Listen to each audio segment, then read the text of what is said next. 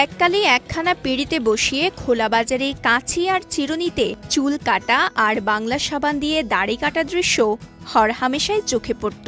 কালের বিবর্তনে এসব আর তেমন চোখে পড়ে না।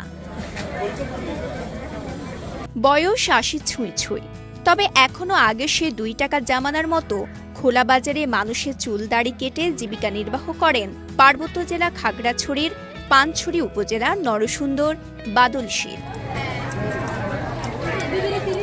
উপজেলার সাঁওতালপাড়া গ্রামের এই নরসুন্দর এখনো নিয়মিত লোগাং হাট বাজারে যান মানুষের চুল দাড়ি কাটতে।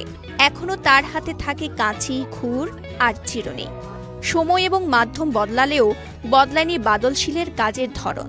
তবে শুধুমাত্র বদলেছে পিঁড়ের বদলে এখন চেয়ারে বসিয়ে কাটেন চুল দাড়ি। ছোটবেলায় চট্টগ্রামের রাঙ্গুনিয়া থেকে পাড়ি জমান পাহাড়ি জনপদ পানছড়িতে শুরু করেন সংগ্রামী পথ চলা। সেই সময়ে পায়ে হেঁটে ৫-৬ মাইল পথ পাড়ি দিয়ে লোগাং বাজারে যেতেন চুল দাড়ি কাটতে। তখনকার সময় খোলা আকাশের নিচে পিঁড়িতে বসিয়ে মাত্র ২ টাকা মজুরিতে করতেন চুল দাড়ি কাটার কাজ। ১৯৫৮ ইংরেজিতে আমি এখানে আসি, পানছড়ি থেকে পাইয়া হেঁটে লোগাং এসে আমি কাজ করছি। তখনকার আমলে আপনার চুল কাটা ছিল ২ টাকা, শেভ করা ছিল ৮ আনা। তখনকার দিনে আমি ফিরাতে বসে চুল কাটছি, আর এখন টেবিলে বসে চুল কাটতেছি। সময় বদলেছে। এখন তিনি সিএনজি, মাহিন্দ্রা বা ব্যাটারি চালিত টমটমে কাজের গন্তব্যে পৌঁছান। বাদলশীল জানান, বর্তমানে ৪০ টাকা মজুরিতে চেয়ারে বসিয়ে চুল দাড়ি কাটান তিনি।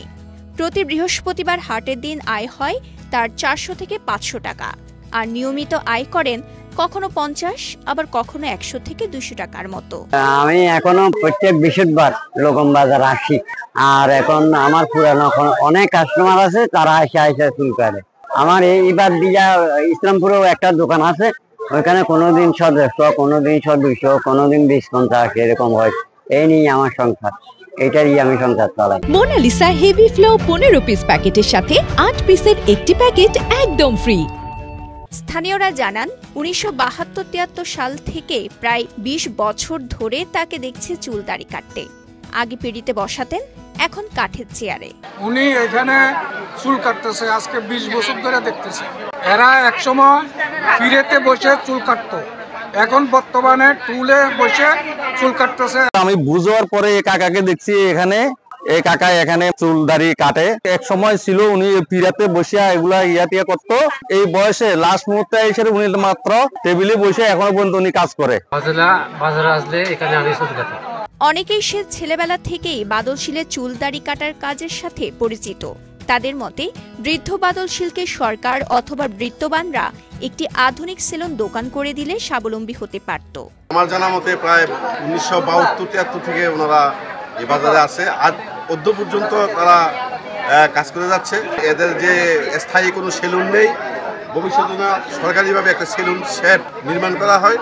এই জন্য আমি যথাযথ কর্তৃপক্ষ প্রশাসনের নিকট দাবি জানাচ্ছি।